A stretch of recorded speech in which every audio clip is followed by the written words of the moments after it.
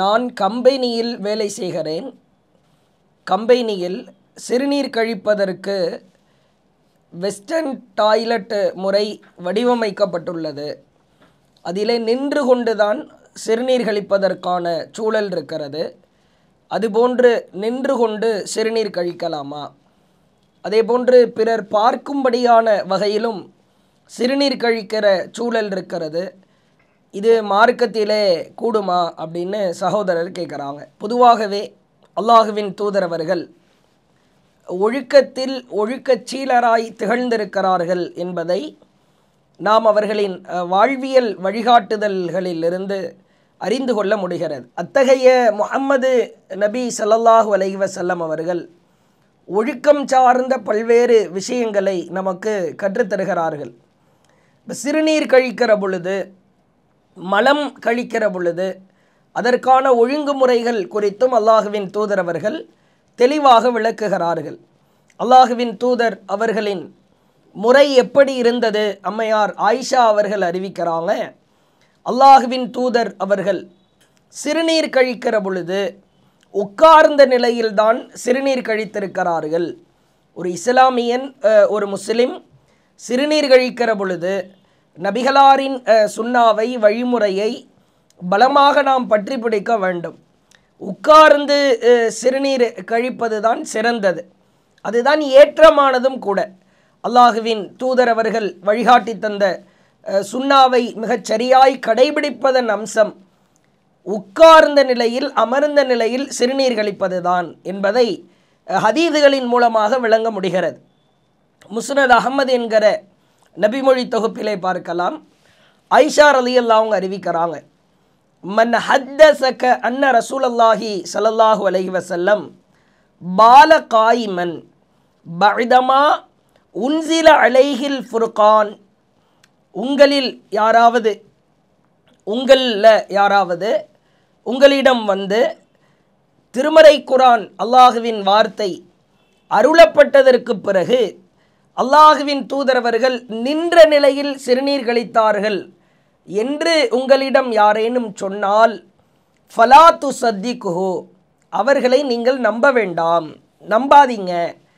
திருமறை குர்ஆன் இறக்கி அருளப்பட்டதற்கு பிறகு ரசூல் ஸல்லல்லாஹு அலைஹி வஸல்லம் அவங்க, அல்லாஹ்வுடைய தூதர் அவங்க நின்ற நிலையில்தான் சிறுநீர் கழித்தார்கள் அப்படின்னு உங்ககிட்ட யாராவது சொன்னால் அதை நீங்கள் நம்பக்கூடாது.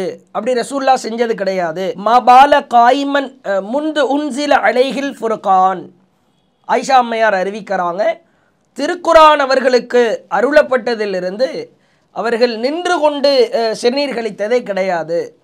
அமர்ந்த நிலையில் உட்கார்ந்தவாறு தான் சிறுநீர் கழிப்பார்கள் என்கிற செய்தியை அம்மையார் ஆயிஷா அவர்கள் தெளிவாக விளக்குறாங்க. அப்போ நம்மால் இயன்ற அளவிற்கு நமக்கு முடியுமாக இருந்தால் அமர்ந்த நிலையில், உட்கார்ந்த நிலையில் சிறுநீர் கழிப்பதைத்தான் அல்லாஹுவின் தூதர் அவர்கள் அழகான வழிமுறையாய் நமக்கு கற்றுத்தந்திருக்கிறார்கள்.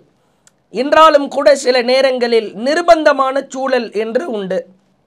வயதான சூழலோ அல்லது உட்கார முடியாத சூழலோ, கால்களில் பாதிப்பு ஏற்பட்டிருக்கிற சூழலோ, அல்லது இது போன்ற வெஸ்டர்ன் முறையில் டாய்லெட்டுகளை சந்திக்க நேரிடுகிற சூழலோ ஏற்பட்டால் நாம் நின்று கொண்டு, அந்த தருணத்தில் மட்டும் நின்று கொண்டு சிறுநீர் கழித்து கொள்ளலாம் என்பதற்கும், நிர்பந்தமான சூழலில், இயலாத சூழலில் நின்று கொண்டு சிறுநீர் கழித்து கொள்ளலாம் என்பதற்கு அல்லாஹுவின் தூதர் அவர்கள் ஒரு அனுமதியை நமக்கு வழங்குகிறார்கள். இது ரசூல் ஸல்லல்லாஹு அலைஹி வஸல்லம் அவங்க அனுமதி வழங்கிய செய்திகளிலிருந்து பார்க்கலாம். அல்லாஹுவின் தூதர் அவர்கள் சில நேரங்களில் அந்த இடத்தின் சூழலை கவனித்து, அந்த இடத்தினுடைய நிலையை கவனித்து நின்றவாறு சிறுநீர் கழித்துள்ளார்கள் என்கிற செய்தியை நம்மால் பார்க்க முடிகிறது.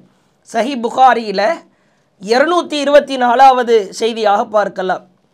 அத்தன் நபியு ஸல்லல்லாஹு அலைஹி வஸல்லம், அல்லாஹுவின் தூதர் அவர்கள் சுபாத்தத்த கௌம், ஒரு குப்பை கூழங்கள் போடுகிற ஒரு மேடான பகுதிக்கு வந்தார்கள். ரொம்ப குப்பை கூலமாக இருக்குது, இடமே ஒரு அசுத்தமான சூழல் நிறைந்த அந்த குப்பைகள் போடுகிற ஒரு இடமாய் இருக்கிறது. அந்த இடத்திலே வந்து ஃபபால காயிமன், நின்றவாறு சிறுநீர் கழித்தார்கள். சும்ம தஆ பிமாயின் ஃபஜிஅத்துஹு பிமாயின் ஃபதவல்ல, பிறகு தண்ணீரை கொண்டு வர சொன்னாங்க. சுத்தம் செய்து விட்டால் ரசூல் ஸல்லல்லாஹு அலைஹி வஸல்லம் ஒளி செஞ்சாங்க அப்படின்ற செய்தியை சஹீஹ் புகாரியிலே பார்க்கிறோம். அப்போ இடத்தின் சூழலை கவனித்து அல்லாஹுவின் தூதர் அவர்கள் நின்றவாறு சிறுநீர் கழித்துள்ளார்கள். சில நேரங்களில், பெரும்பாலும் அல்லாஹுவின் தூதர் அவர்கள் உட்கார்ந்த நிலையிலும் அவர்கள் சிறுநீர் கழித்திருக்கிற சூழலை பார்க்கிறோம். ஆனால் சில நேரங்களில் நின்றவாறு சிறுநீர் கழித்திருக்கிறார்கள். இடத்தின் சூழலை கவனித்து, வெஸ்டர்ன் டாய்லெட்டு முறையாக இருக்கிறது, அல்லது சிறுநீர் கழிக்கிற இடம் அசுத்தமான நிலையாக இருக்கிறது, உட்கார முடியல, குப்பை கூழமாக இருக்குது, இது மாதிரியான சூழலாக இருந்தால் நின்ற நிலையில் நாம் சிறுநீர் கழித்து கொள்ளலாம்.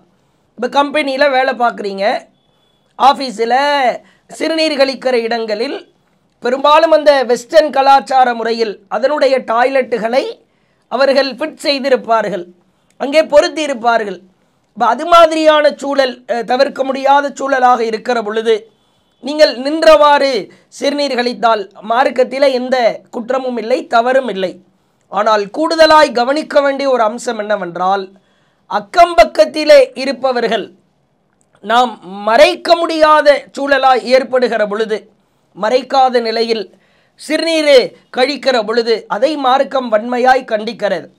நம்மால் இயலுமானால் ஒரு அறை போன்ற சிறுநீர் கழிக்கிற இடத்திலே சென்று சிறுநீர் கழித்துவிட்டு சுத்தம் செய்துவிட்டு திரும்புவது சிறந்தது. அது அல்லாமல் சிறுநீர் கழிக்கிற பொழுது அக்கம் பக்கத்திலே நிற்கிற அவர்கள் பார்க்கிற நிலை ஏற்பட்டால் அதை நாம் அவசியம் தவிர்ந்து கொள்ளத்தான் வேண்டும். சிறுநீர் கழிக்கிற பொழுது நின்றவாறு சில நேரங்களில் சிறுநீர் கழித்து கொள்ளலாம், சுத்தம் செய்ய வேண்டும். அக்கம்பக்கத்திலே இருப்பவர்கள் பார்த்து விடாத அளவிற்கு நம்முடைய சிறுநீர் கழிக்கிற முறையை நாம் அமைத்து கொள்ள வேண்டும். இவைகளை எல்லாம் கவனத்திலே கொள்ள வேண்டும். அல்லாஹுவின் தூதரவர்கள் ஒரு சமயம் நடந்து வந்து கொண்டிருக்கிறார்கள், கபரு அடக்கம் செய்யப்பட்ட இடத்திலே நடந்து வந்து கொண்டிருக்கிறார்கள். ரசூல்லா ஒரு 2 கபரை பார்க்குறாங்க. இன்னஹுமா லைவ் அதிபானி, இந்த 2 கபர்களில் உள்ளவர்களும் வேதனை செய்யப்படுகிறார்கள். ஒமாயு அதிபானி ஃபி கபீர், இந்த 2 கபரில் அடக்கம் செய்யப்பட்டிருக்கிறவங்க பெரும்பாவம் செஞ்சதுனால, பெரிய பெரிய பாவங்களில் ஈடுபட்டதுனாலலாம் வேதனை செய்யப்படலை. அம்மா அஹதுஹுமா, ஒரு சர்வசாதாரணம் என்று எதை நாம் கருதி கொள்ளுகிறோமோ நினைக்கிறோமோ அதற்காகத்தான் கடுமையாய் வேதனை செய்யப்படுகிறார்கள். அவ்விருவரில் ஒருவர் ஃபகான லா எஸ்ததிரு மினல் பவுல், சிறுநீர் கழிக்கிற பொழுது மறைக்காமல் இருந்தார்.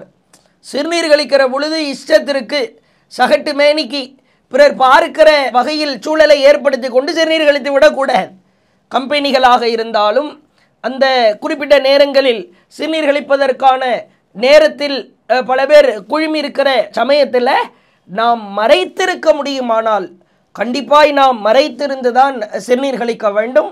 சொல்லிவிட்டு அல்லாஹுவின் தூதர் அவர்கள் சொன்னார்கள், சிறுநீர் கழிக்கிற பொழுது மறைக்காமல் இருந்த காரணத்தினால் இவர் கடுமையாய் வேதனை செய்யப்படுகிறார். இப்போ இந்த சூழலை எல்லாம் கவனிக்கணும். பொதுவாக பெரிய பெரிய கம்பெனிகளில் தனியாக அதற்கென்று மலம் ஜலம் கழிப்பதற்கென்று அறை இருக்கும். அங்கு சென்று மறைந்திருந்து சிறுநீர் கழித்துவிட்டு சுத்தம் செய்துவிட்டு பொறுமையாய் நாம் வருவதை நாம் முயற்சிக்க வேண்டும். அதற்கு முக்கியத்துவம் கொடுக்க வேண்டும். அப்போ உட்கார்ந்த நிலையில் அமர்ந்த நிலையில்தான் அல்லாஹுவின் தூதர் சிறுநீர் கழித்திருக்கிறார்கள். அதுதான் சிறந்தது, அதுதான் நபிகளாரின் வழிமுறை. அதை சுன்னா, அதை கடைபிடிக்க வேண்டும். சில நேரங்களில், நிர்பந்தமான நேரங்களில் நின்றவாறு சிறுநீர் கழித்து கொள்ளலாம். அதற்கு அல்லாஹ்வுடைய தூதர் அனுமதிக்கிறாங்க.